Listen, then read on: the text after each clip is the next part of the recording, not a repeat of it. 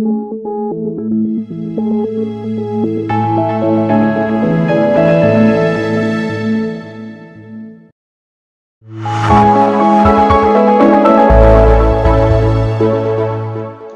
evening, ladies and gentlemen. Thank you for joining us today. I'm very happy to be joining AstraZeneca and being part of the proud history and heritage of this great organization. The last few years have been quite a successful period for this company. We have experienced significant growth in revenues and profits and have expanded our global footprint. However, given the vast changes taking place in the pharmaceutical industry and the global community at large, AstraZeneca needs to evolve to fulfill our customers' needs and to remain at the forefront of innovation, as we have in the past. We need to leverage on our core strengths, pursue opportunities, and optimize our processes so as to maximize value for our shareholders, employees, and the wider population that we serve.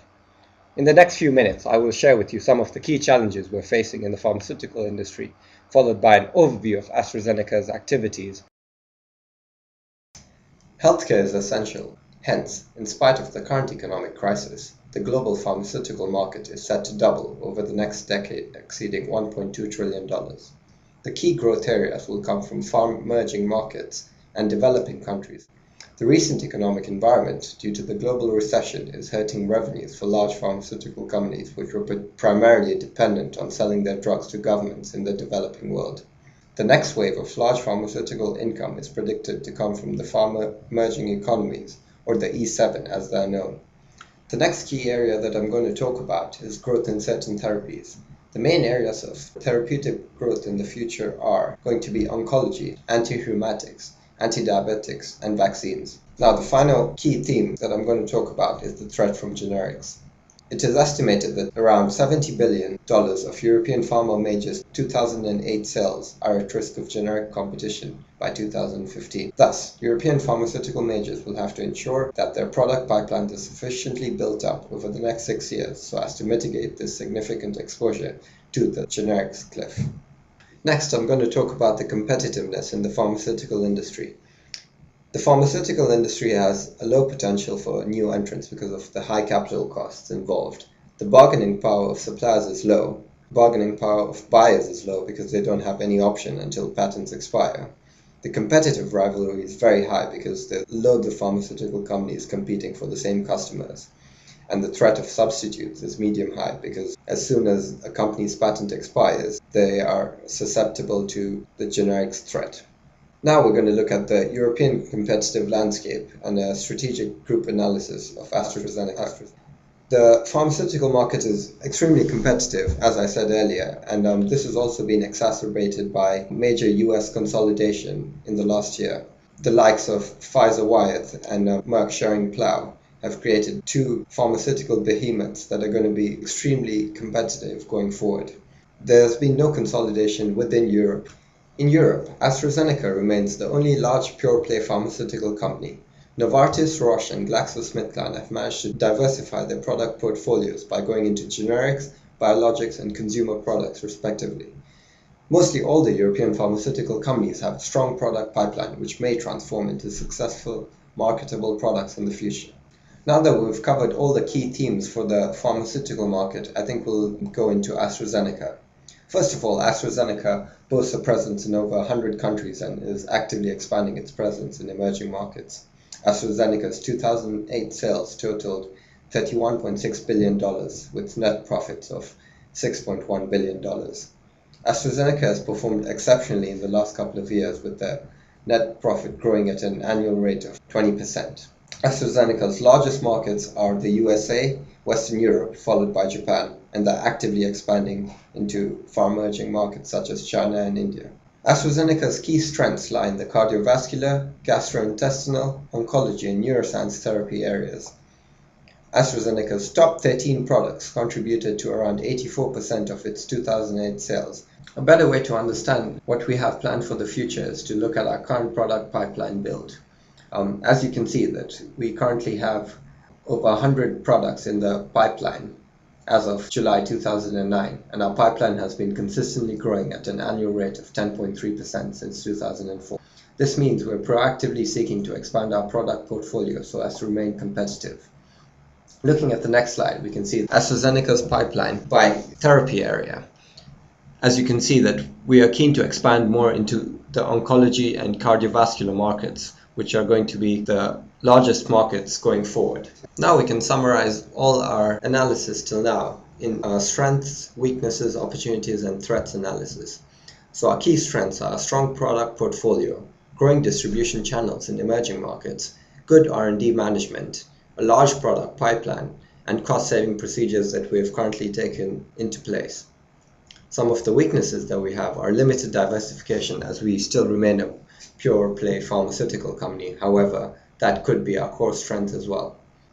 Some of the opportunities that we're going to encounter in the next couple of years are that our pipeline products are going to enter the markets within the next 5 years in very large numbers. We also have the possibility to build upon recent performance in emerging markets and increase our market share there. One of the threats that our business is going to face is specific risks, such as pricing pressures through legislation, especially in emerging markets such as India. We also have a significant amount of patent expiries in the next couple of years, 15 billion, as I mentioned earlier. Now that we've analyzed AstraZeneca's core businesses, there are a couple of strategies that I would like to propose going forward so as to increase our competitiveness and ensure that we deliver value. The first strategy that I'm going to propose is a proactive mergers and acquisition strategy. One of the companies that we've identified is Novo Nordisk, which is currently the European and global leader in anti-diabetics healthcare. The strategic rationale behind this acquisition would be that the global diabetics healthcare costs currently account for 10% of the entire global healthcare market. These costs are projected to expand from current levels of $300 billion to around $500 billion by 2030. Hence, this presents a large opportunity for Novo Nordisk and for AstraZeneca if it were to acquire Novo. Novo Nordisk has a market-dominant position in diabetics, where it holds a 51% market share. Another reason for this transaction would be to diversify our product portfolio from a pure-play pharmaceutical company and include certain aspects of biologics, which Novo Nordisk have incorporated in their businesses. They also have a very strong pipeline of 17 products, which we can integrate into our own and ensure that we develop these products successfully and that they're marketed well so as to generate significant revenues for the combined company.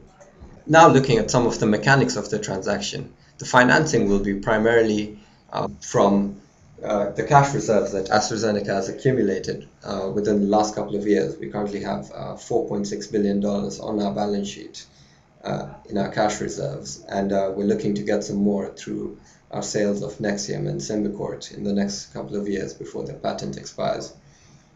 We'll also look at getting syndicated bank loans, and these are more readily available post-2007 credit crunch. I think AstraZeneca, given its good credit ratings, will be sure to get this financing.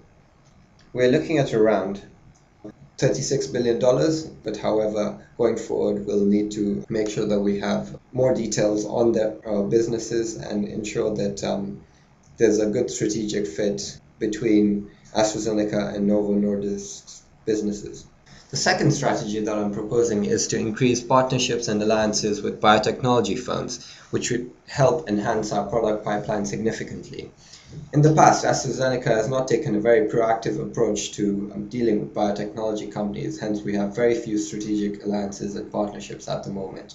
However, I'd like to look into making more of these connections into biotechnology firms, because these are the companies that are at the forefront of healthcare innovation, and they would offer an invaluable insight into the healthcare market and where it's going forward. The third and final strategy that I'm going to propose is continue our push into far-emerging markets as we have done in the past.